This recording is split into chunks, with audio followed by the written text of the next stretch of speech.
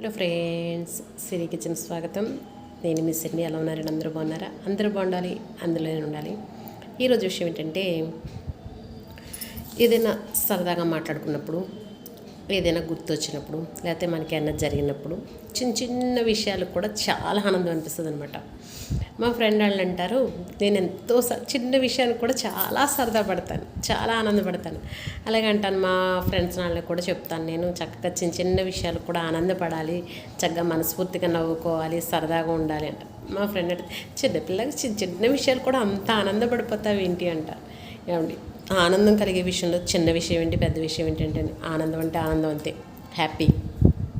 హ్యాపీగా నవ్వుకోవాలి, హ్యాపీగా ఉండాలి, సరదాగా ఉండాలి. ఆనందపడడంలో చిన్న విషయాలు పెద్ద విషయాలనే ఉంది. చక్కగా ప్రతి చిన్నదానికి ఆనందపడాలి. ఆనందపడటమే ఆరోగ్యానికి మంచిది అని నేను అనుకుంటాను. ఇప్పుడు చిన్న చిన్న విషయాలు కూడా ఆనందపడకుండా ఏదో డల్గా ఉన్నాం అనుకోండి, ఇంకా భవిష్యత్తులో ఆనందపడే విషయాలు ఏముంటాయి చెప్పండి. ఇంకా అయినా వయసుకి ఆనందానికి సంబంధం ఏంటి? ఏ వయసునైనా, చిన్నపిల్లలప్పటి నుంచి ఎంత వయసు వచ్చినా, ముసలివాళ్ళైనా సరే, ఆనందం అనేది ఆనందం అంతే. అవునంటారా కాదంటారా? నేనైతే చిన్న చిన్న విషయాలు కూడా ఆనందపడిపోతూ ఉంటాను. ఎవరికైనా చక్కగా అన్న జాబ్ వచ్చింది అన్నారనుకోండి, మన పిల్లలకు వచ్చిన ఆనందం ఎలాగున్నా బయట వాళ్ళకు కూడా వచ్చినప్పుడు కూడా అంతే ఆనందపడతాను నేను. నాకు చాలా ఇష్టం. ఎందుకంటే ఎంతో కష్టపడి చదువుతారు పిల్లలకి, జాబ్ వచ్చిందంటే ఆనందమే కదండి. చాలా ఆనందం అనిపిస్తుంది. అలాగే చక్కగా ఎవరైనా ఇల్లు కట్టుకుంటున్నారు, స్థలం కొనుక్కున్నారు, అలా కూడా ఏమైనా చెప్పుకున్నా చక్కగా ఎవరైనా అన్న చాలా ఆనందం అనిపిస్తుంది.